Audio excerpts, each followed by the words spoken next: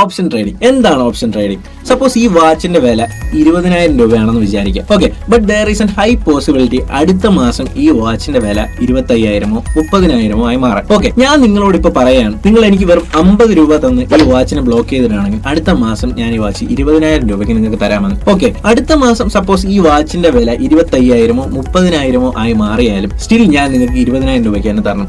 അപ്പൊ എത്രയാണ് നിങ്ങൾക്ക് വന്ന ചെലവ്? ഈ തന്ന 20,000-ഉം ആദ്യം എനിക്ക് ബ്ലോക്ക് ചെയ്യാൻ വേണ്ടി തന്ന 50 രൂപയാണ്. ഓക്കെ, സപ്പോസ് ഈ വാച്ചിന്റെ വില ഞാൻ 20,000-ൽ നിന്നും കുറഞ്ഞ് 15,000-ഓ 10,000-ഓ ആയി എന്ന് വിചാരിക്കാം. നിങ്ങൾക്ക് ഡിസിഷൻ എടുക്കാൻ വാങ്ങണോ വേണ്ട എന്നുള്ളത്. അവിടെ നിങ്ങൾക്ക് ആകെ നഷ്ടം 50 രൂപയാണ്.